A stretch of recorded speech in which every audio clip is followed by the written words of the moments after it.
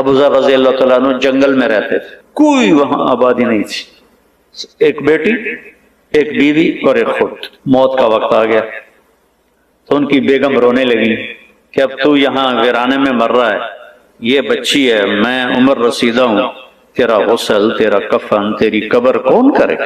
ہائے کہا دیکھ اللہ کی بندی، ما کذبت وما کذبت، نہ میں جھوٹ بول رہا ہوں نہ کہنے والے نے مجھ سے جھوٹ بولا۔ میں ایک مجلس میں تھا تو میرے نبی نے فرمایا کہ اس مجلس میں ایک شخص ایسا ہے جو اکیلا رہے گا، اکیلا مرے گا، قیامت کے دن اکیلا اٹھے گا اور اس کا جنازہ مسلمانوں کی جماعت پڑے گی۔ تو وہ سارے لوگ مر گئے شہروں میں، ایک میں اکیلا ہوں اس جنگل میں، کوئی آئے ہو کتوں آوے گا، نہ کوئی راہ نہ رند، ایک تو چلو راستہ ہو، راستہ بھی کوئی نہیں، کون آئے گا؟ حج بھی ختم ہو گیا ہے، حج کے لیے قافلے شارٹ کٹ وہاں سے لے لیتے تھے ربضہ سے۔ میں نے کہا مجھے یہ نہیں پتا، یہ ہوگا اللہ کی بندی کے کہنے والا سچا ہے۔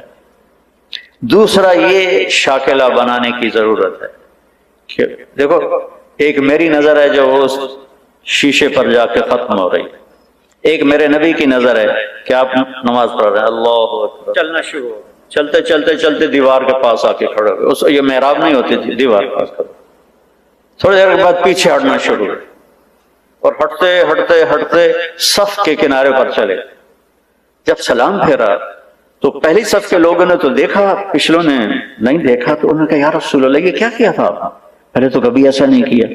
تو آپ نے فرمایا جب میں نے اللہ اکبر کی تو اللہ نے میرے سامنے جنت کو کھول دیا۔ جنت کہاں؟ ساتویں آسمان پر، ساتویں آسمان پر جنت۔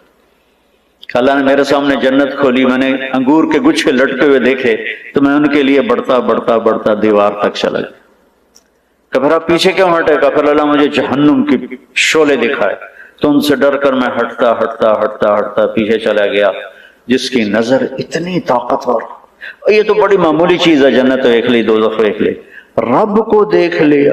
السلام علیک ایھا النبی ورحمۃ اللہ وبرکاتہ، اے میرے محبوب تیرا رب تجھے سلام پیش کرتا۔ اس کی نظر پہ یقین کرو کہ سود پہ کاروبار کرنا بے چینی اور اضطراب کے سوا کچھ نہیں۔ پرانی بات ہے، فیصلہ بات ہے کہ بڑا تاجر کہنے لگا یہ ہم تو بینکوں کے مینیجر ہیں، جتنا کچھ آتا ہے سارا ان کو کما کے دے دیتے ہیں کہ 2-4 ہزار بچتا اسی بوجھ پا کے لے جانے ہیں، تو سن لوگ آتے ہیں شیخ صاحب تے شیخ صاحب اسی سارے بینکوں کے مینیجر ہیں۔ وہ کہنے لگی اب کون آئے گا یہاں؟ کب مجھے نہیں پتا، چل راستے پہ جا کے بیٹھ۔ دن گزر گیا، کوئی نہیں ہے۔ اگلے دن اور حالت خراب، کجا راستے پر بیٹھ۔ ایک ایسے ہی راستہ تھا مکے کا شارٹ کٹ، جو کبھی حج جس کا لیٹ ہو جاتا تھا تو وہ راستہ اختیار کرتا تھا، صحرا تھا۔ تیسرا دن چڑھا تو بیٹی کو بلایا، کہنے والا بھی سچا تھا اور میں بھی سچ بول رہا ہوں، یہ یقین کا قصہ سنا رہا ہوں۔ بیٹی کو بلا کر بیٹا بکرا ذبح کرو اور کھانا تیار کرو، میرے جنازے پر کچھ مہمان آئیں گے، ان کو کھانا کھلانا ہے، میری موت مہمان نوازی سے روکنے دے۔ وہ بیٹی نے کہا پہ وہ کملا ہوا پیا، چلو ایک بکرا اٹھا دینی ہے۔ اس نے بکرا ذبح کیا اور اسے پکانا شروع کیا، اور اماں جی جا کے راستے پر بیٹھ گئے۔ تیسرا دن تھا یہ، اور ادھر سکرات جاری ہو چکے تھے، تو ان کی بیگم کو دور سے غبار اڑتا دکھائی، تو انہوں نے اپنا دوپٹہ یوں لہرایا ایسے ایسے کر، تو کسی ایک کی نظر پڑ گئی تو سارے وہ ادھر پڑ گئے۔ تو 20 آدمی تھے اونٹنیوں پہ سوار۔ تو یہ کہتی ہیں ایک مسلمان مر رہا ہے، اس کا جنازہ پڑھو گے؟ تو وہ کہنے لگے کون ہے؟ کہا ابو ذر۔ تو سارے رونے لگے دھاڑ دھاڑ کر کے کہ ہمارے ماں باپ ابو ذر پہ قربان، اس کا جنازہ پڑھنا تو ہماری بخشش ہے۔ یہ کون لوگ تھے؟ یہ عبداللہ ابن مسعود رضی اللہ عنہ تھے، اپنے 19 ساتھیوں کے ساتھ مکہ تشریف لے جا رہے تھے، اور شارٹ کٹ انہوں نے لے لیا۔ جب وہ آئے تو ان کو دیکھ کے کہنے لگے آ گئے ہو، میں نے تو پتہ ہی تجھے آ ہی جانا، میرے نبی کی بات کا یقین۔ کہنے لگے دیکھو مجھے کفن وہ دے اور میرا جنازہ وہ پڑھے جس نے حکومت کی نوکری نہ کی ہو۔ وہ تو خلافت راشدہ تھی، حضرت عثمان کی خلافت تھی۔ خلافت راشدہ کے وہ ازہد الصحابہ ہیں، سب سے بڑے زاہد صحابی ابو ذر غفاری۔ تو ایک انصاری نوجوان نے کہا کہ میں نے نہ کبھی حکومت کی نوکری کی ہے اور نہ ہی ان سے کوئی فائدہ لیا ہے، اور یہ میرا احرام ہے، میری ماں نے ہاتھوں سے اسے کاٹ کے بنایا ہے۔ انہوں نے کہا تو مجھے یہ کفن پہنائے گا اور تو ہی میرا جنازہ پڑھے گا۔ عبداللہ بن مسعود موجود، انہوں نے کہا نہیں، تو میرا جنازہ پڑھائے گا۔ تو جب وہ تدفین ہو گئی تو ان کی بیٹی نے کہا یا عم ہلم الی الطعام، چچا ہلم الی الغداء، کھانا تیار ہے، تشریف لائیں۔ وہ کہنے لگے کھانا کیسے اتنی جلدی کیسے تیار کر لیا؟ وہ کہنے لگے نہیں، صبح سے ہی ابا نے کہا تھا کہ آج مہمان آئیں گے تو ان کے لیے کھانا تیار رکھنا ہے۔ تو حضرت عبداللہ بن مسعود رونے لگے، کہنے لگے واہ ابو ذر، تو نے مر کے بھی سخاوت نہ چھوڑ۔ تو سخی تھا زندہ بھی اور سخی رہا مر کے۔ تو دوسری چیز جس کی ضرب لگانے کی ضرورت ہے کہ میرے نبی کے وعدے سچے وعدے، کہ جو وہ دیکھ سکتے ہیں جو ہم نہیں دیکھ سکتے۔ ایک جب آپ سفر میں تھے، ہجرت کے سفر میں، تو سراقہ بن مالک آپ کے پیچھے پہنچ گیا۔ تو بکر صدیق نے کہا یا رسول اللہ یہ تو جان لیتا ہے ہماری۔ تو آپ نے کہا اللہم اکفنا شرہ بما شئت، یا اللہ ہماری جان چھڑا اس سے۔ تو اس کا گھوڑا زمین میں دھنس گیا۔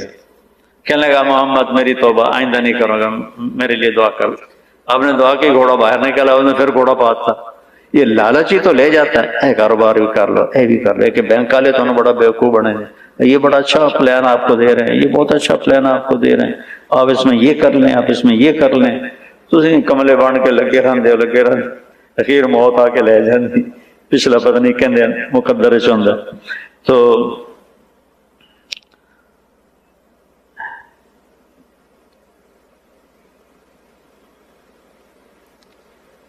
کیا کہہ رہا تھا؟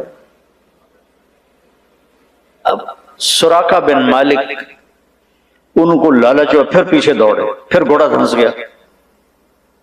پھر کہنے لگا میں میری منت ہے ہوں بس میری توبہ، میں کلمہ پڑھ لیا۔ تو آپ نے دعا کی، گھوڑا نکلا، آپ نے کہا سراقہ یار آج تو میری جان لینے کے پیچھے ہے، وہ کیا دن ہوگا جب سپر پاور، یہ تو میں اپنے الفاظ کروں، جب سپر پاور ایران کے بادشاہ کے کنگن تجھے پہنائے جائیں گے، ایران کے بادشاہ کے کنگن تجھے پہنائے جائیں گے۔ یہ کب کہہ رہے ہیں؟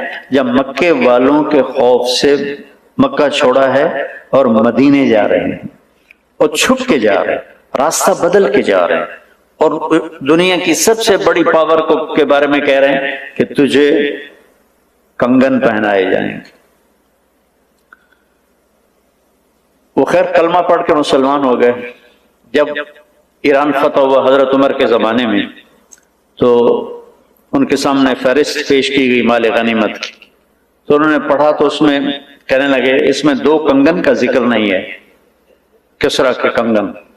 انہوں نے کہا جی ہے ہی کوئی نہیں، تو ہم نے لکھا ہی کوئی نہیں۔ کہنے لگے یہ تو ہو نہیں سکتا، مجھے ابوبکر صدیق کہہ کر گئے تھے کہ تیرے دور میں کسرا کا خزانہ آئے گا، اور اللہ کے نبی نے سراقہ سے وعدہ کیا تھا کہ اس کو یہ کنگن پہنائے جائیں گے۔ انہوں نے کہا جی ہمارے سامنے تو سارا گزرا ہے، مال غنیمت کوئی نہیں ہے۔ انہوں نے کہا سارا دوبارہ تلاش کرو، سارا مال غنیمت۔ اس کا ایک قالین تھا جو 1 ایکڑ میں کے برابر تھا، 1 ایکڑ کی چوڑائی میں تھا، اور ایسے پورا کا، اور اس پہ پورے ایران کا نقشہ تھا۔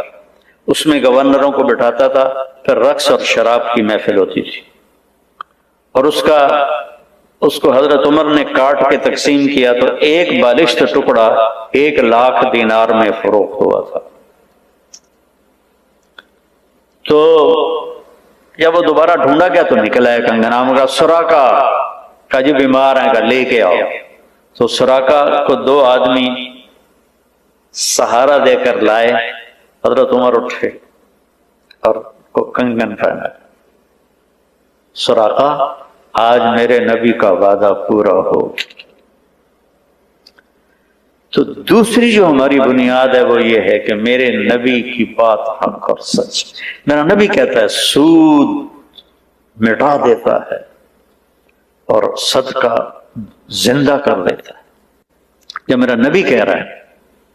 لیکن چونکہ وہ میں نے پہلے جو قصہ سنایا اتوں آؤ، تو ہم نہ اللہ کو سمجھتے ہیں نہ اللہ کے نبی کو سمجھتے ہیں کہ کہنے والا کون ہے۔ جبھی تو اس کی قدر آئے گی جب اس کہنے والے کی قدر ہو۔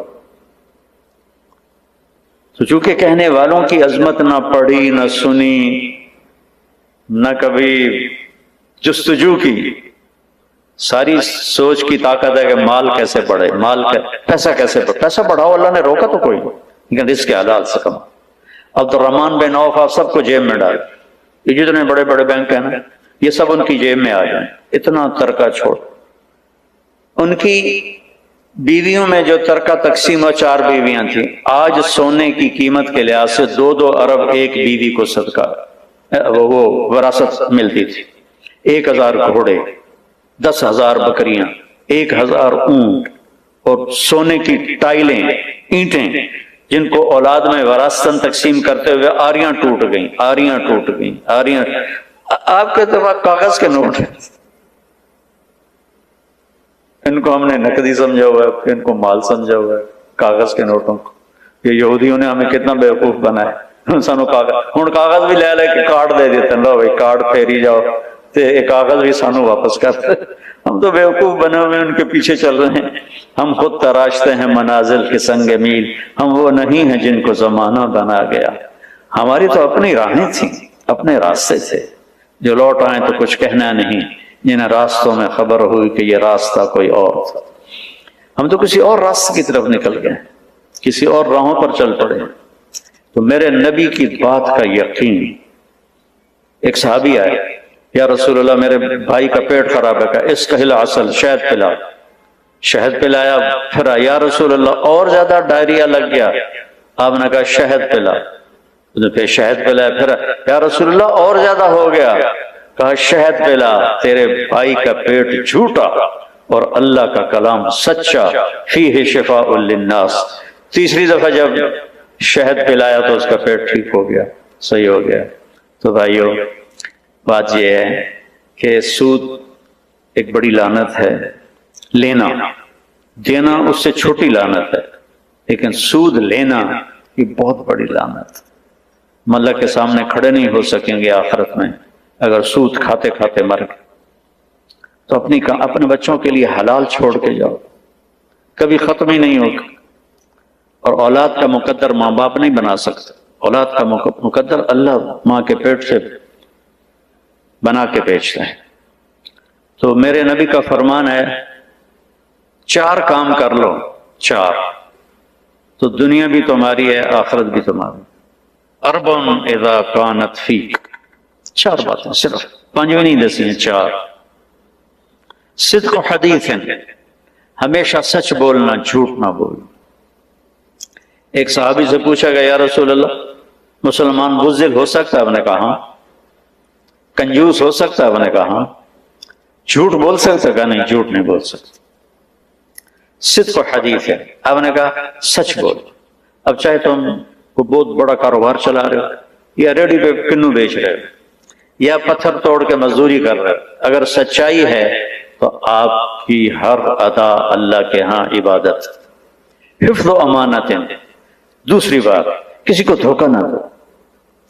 میرے نبی نے فرمایا طُبِعَ الْمُؤْمِنُ عَلَى كُلِّ خَصْلَةٍ إِلَّا الْخِيَانَةَ وَالْكَذِبَ۔ میرا امتی ہر گناہ کر سکتا ہے، 2 کبھی نہیں کرے گا، ایک جھوٹ کبھی نہیں بولے گا، ایک دھوکہ کبھی نہیں دے گا۔ میرا امتی ہر عیب کر سکتا ہے، ایک جھوٹ کبھی نہیں بولے گا، ایک دھوکہ کبھی نہیں دے گا۔ حضرت جریر ابن عبداللہ نے اپنے نوکر سے کہا کہ منڈی سے گھوڑا خرید کے لا، میں پیمنٹ یہاں کر دوں گا۔ وہ 300 درہم میں گھوڑے کی قیمت لگا کے آیا، کہا جی 300 روپے دے دے۔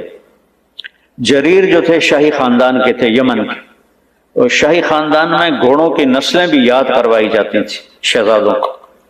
تو یہ مسلمان ہوئے آخری دور میں، تو انہوں نے گھوڑے کو دیکھا تو وہ مہنگا تھا، 300 کا نہیں تھا۔ کہنے کہ بھائی تیرے گھوڑے کے 400 کر دوں؟ اسے کہا جی کر دیو۔ 500 کر دوں؟ کہا جی کر دیو۔ 600 کر دوں؟ بڑی چنگی گل۔ 700 کر دوں؟ اب وہ تھوڑا نا شک میں پڑ گیا کہ لگتا ہے لو کوئی نہیں ہے مینو تماشا بناؤ. کہنے کہ 800 کر دوں. اس نے کہا جی میں تو 300 سے بھی راضی ہوں, تسی پتہ نہیں 500 کیڑی گل دا بتائی کھلوتے ہو. کہنے کہ تیرا گھوڑا 800 کا ہے, دو بھائی 800 دے دو, گھوڑا باندھ دو. کہ وہ چلا گیا.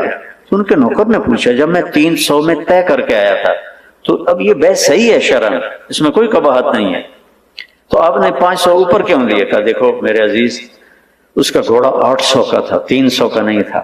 اگر میں 300 میں لیتا تو یہ دھوکہ ہوتا, اور میں نے اپنے نبی کے ہاتھوں میں ہاتھ دے کے, مجھ سے میرے نبی نے وعدہ لیا تھا کبھی کسی کی بدخواہی نہ چاہنا, سب کی خیر خواہی چاہنا, تو اگر میں 300 میں رکھ لیتا تو یہ بدخواہی تھی.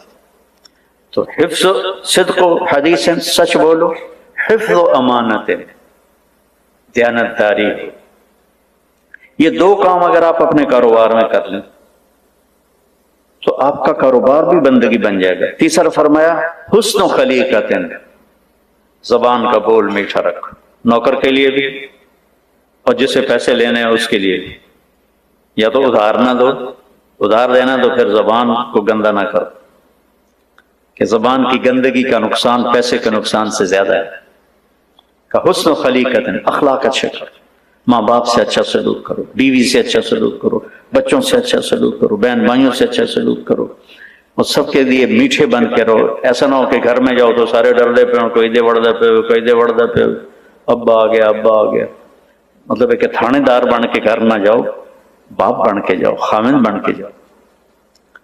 اور چوتھا فرمایا عفت فی طعمۃ, رزق حلال کماؤ.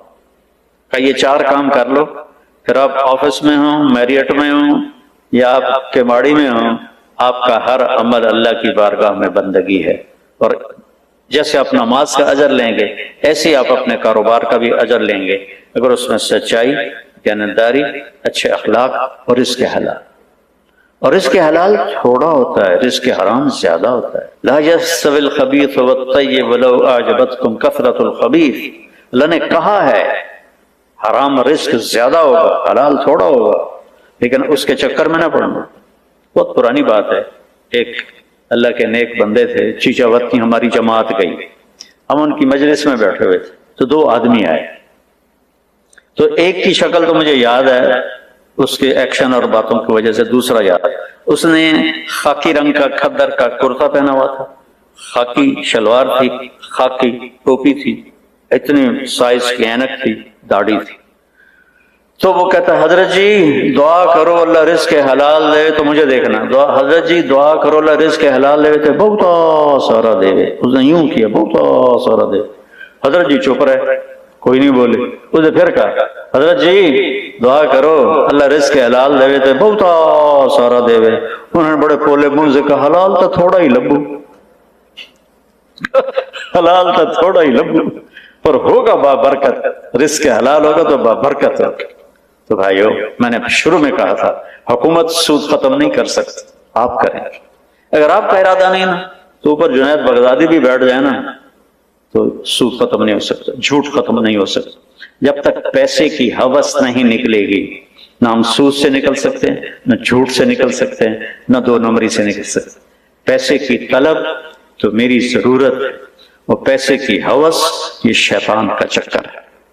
عزت نفس کی طلب میری ضرورت ہے, لیکن بڑا بننے کے لیے نہ کسی کی جان کی پرواہ کرنا, نہ کسی کی عزت و آبرو کی کہ میں نمایاں نظر آؤں, یہ دونوں چیزیں انسان کو ہلاک کرتی ہیں.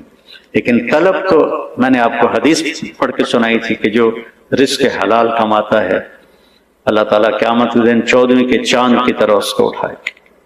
تو میری گزارش یہ ہے کہ آپ کو ایک وظیفہ بتاتا ہوں مشکلوں سے نکلنے. میرے نبی وظیفے لمبے چوڑے نہیں بتاتے تھے, بڑے چھوٹے چھوٹے. ایک صحابی آئے, یا رسول اللہ رزق کی پریشانی ہے, اريد ان يوسع علی رزقی, کوئی وظیفہ بتا دیں. صحابہ نے کہا ادیم علی الطہارہ یوسع علیک رزقک, باوضو رہا کر تیرا رزق بڑھ جائے گا. باوضو رہنے سے شیطان بھی ڈرتا ہے, باوضو رہنے سے بندگی کا شوق خود پیدا ہوتا ہے۔ باوضو رہنے سے اللہ دوست بنا لیتا ہے۔ جو باوضو رات کو سوتا ہے 2 فرشتے اس کے لیے ساتھ کھڑے رہتے ہیں جو اس کے لیے دعا کرتے رہتے ہیں۔ اور میرے نبی کا فرمان ہے کہ باوضو رہنے سے رزق بڑھ جاتا ہے۔ آپ تجربے کے طور پہ شروع نہ اچھا بھی کر کے وینے کی ہوندا ہے، یہ تو گستاخی رسول ہو، میری بات کا تجربہ کرو بے مولی طارق جمیل آگے آئی وینے آئے بھلا کی ہوندا ہے، چونکہ میں ایک عام بشر ہوں، عام انسان، لیکن میرا نبی جو کہتا ہے تو عرش کی تحریر پڑھ کے کہتا ہے۔ تو آزمانے کے لیے نہ کرو، اس یقین سے کرو کہ اللہ دے گا، اللہ بڑھائے گا۔ انی لما انزلت الیہ من خیر فقیر، ہم تو ہر چیز کے محتاج ہیں۔ ابا وضو نماز با جماعت پڑھو، قضا ہو جائے تو رات سونے سے پہلے اس کی قضا دے کے سو۔ آگے روزے آ رہے ہیں، رمضان کے روزے رکھو۔ اللہ نے زکوٰۃ فرض کی ہے تو زکوٰۃ نکالو۔ اب تو اتنے حالات ہیں کہ متوسط طبقہ بھی زکوٰۃ کا مستحق ہے، اپنے زکوٰۃ سے بڑھ کے نکالو، کیونکہ زکوٰۃ دینے والا بخیلوں سے تو نکل جاتا ہے، لیکن سخیوں میں داخلہ اس سے اوپر کرے گا تو ہوتا ہے۔ 2,500 دے دیا نا 1 لاکھ میں سے، تو اب آپ پہ بخیل کا لیبل نہیں لگے گا، لیکن سخی کا بھی نہیں لگے گا۔ اوپر چوانی خرچ کر دو تو ایک سٹیپ آپ آ جائیں۔ یہ درمیان والی مخلوق نہ بنو، نہ ادو دے نہ ادو دے، زکوٰۃ کے اوپر دو۔ ایران کے بادشاہ کے پاس ایک آیا مچھیرا، مچھلی لے کے، اس کو بڑی پسند ہے، انہوں نے کہا اس کو 400 دینار دے دے۔ 400 دینار کئی کروڑ روپیہ بنتا ہے۔ تو اس کی بیوی شیریں، جو شیریں فرحات کا قصہ مشہور ہے فرضی، تو اس کی بیوی شیریں اس کے کان میں کہنے لگی ایک مچھلی پہ 400 دینار دے دیے تو سارا خزانہ خالی ہو جائے۔ کل تو کسی جرنیل کو 400 دے گا تو وہ کہے گا اوہی تین جڑے ایک مچھی والے نے دیتے آئے تو اسے پیسے واپس لو۔ کہا میں بادشاہ، میں واپس کیسے لے سکتا؟ کہا اس سے پوچھو مچھلی نر ہے یا مادہ؟ وہ اگر کہے یہ نر ہے تو کہنا بھائی ہمیں تو مادہ چاہیے تھی، ہمارے پیسے واپس کرو، مچھلی اپنی لے لو۔ اگر کہے یہ مادہ تو مگر ہمیں نر چاہیے تھا تو مچھلی واپس لے لو، پیسے دے دو۔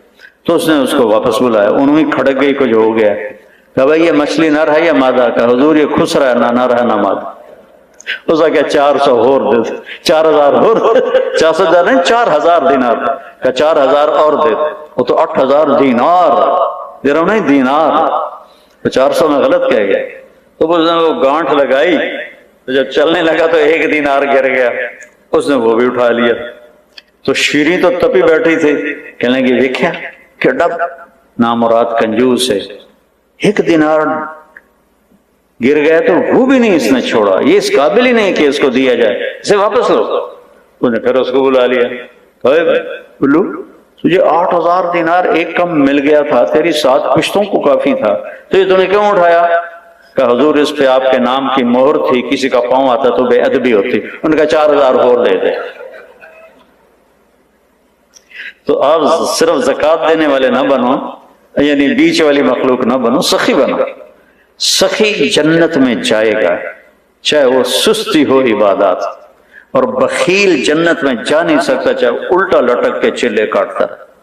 سخی اللہ کے قریب، سخی جنت کے قریب، سخی انسانوں کے قریب، سخی جہنم سے دور۔ بخیل اللہ سے دور، بخیل جنت سے دور، بخیل انسانوں سے دور، اور بخیل جہنم کے قریب۔ لہذا سخی بن کے زندگی گزارو۔ لوگوں پہ خرچ کرنے کا مزہ بہت ہے، جوڑنے کے مزے سے زیادہ لگانے کا مزہ ہے۔ تو رمضان آ رہا ہے، خرچ کریں، زکوٰۃ سے بڑھ کر دیں۔ انتہائی ضرورت مند ہیں ہمارے لوگ۔ ابھی تو وہ جو سیلاب سے جو گھر گرے تھے ابھی تو وہ ہی نہیں بنے۔ کتنے ہزاروں لوگ بے گھر بیٹھے ہوئے ہیں۔